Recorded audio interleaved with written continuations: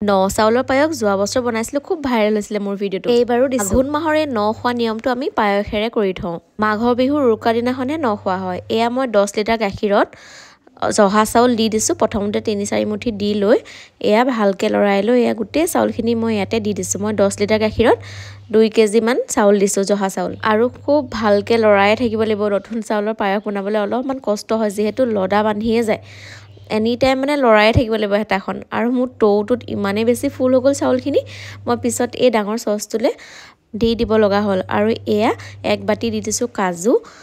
ভালদৰে আকৌ মিক্স কৰি ল'ম, যিহেতু অকণমান এৰিবই নোৱাৰি, নহ'লে চাউলটো লদা বান্ধিয়ে যায়। খুব ধুনীয়াকৈ লৰাই আছোঁ। আৰু ইয়াতে মই এটা ডাঙৰ কিচমিচৰ পেকেটো দি দিছোঁ। গেছটো একেবাৰে ল' ফ্লেমত ৰাখি লৈ খুব ধুনীয়াকৈ লৰাই আছোঁ।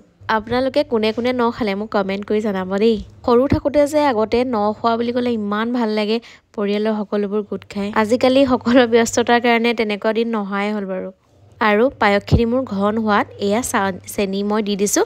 আৰু মই 10 লিটাৰ গাখীৰত আধা কেজিমানকৈ কমহে চেনি দিছোঁ, খুব কম মিঠা দিছোঁ। যিহেতু একদম গাখীৰটো অলপ ডাঠকৈ দিছোঁ, তাতে মিঠা হৈয়ে যাব। এয়া চব খুব ধুনীয়াকৈ হৈ গৈছে। আৰু ইয়াতে মই ডাঙৰ অলপমান সৰহকৈ ঘি দি দিছোঁ।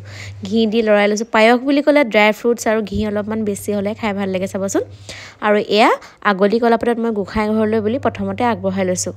তাৰপিছত যিহেতু সকলোৰে আহিবলৈ সময় নাই, সেইকাৰণে এনেকৈ কণ্টেইনাৰত চবকে ভাগ কৰি কৰি দি দিয়া হৈছে, যাক যিমান পোৱা হৈছে। বিশেষকৈ আমাৰ পথাৰত যিখিনি মানুহে কাম কৰি দিছিলে তেওঁলোকলৈ এইদৰে দি দিয়া হৈছে। আৰু আপোনালোকে যদি ন খায়, মাঘৰ বিহুৰ উৰুকাত আহিব।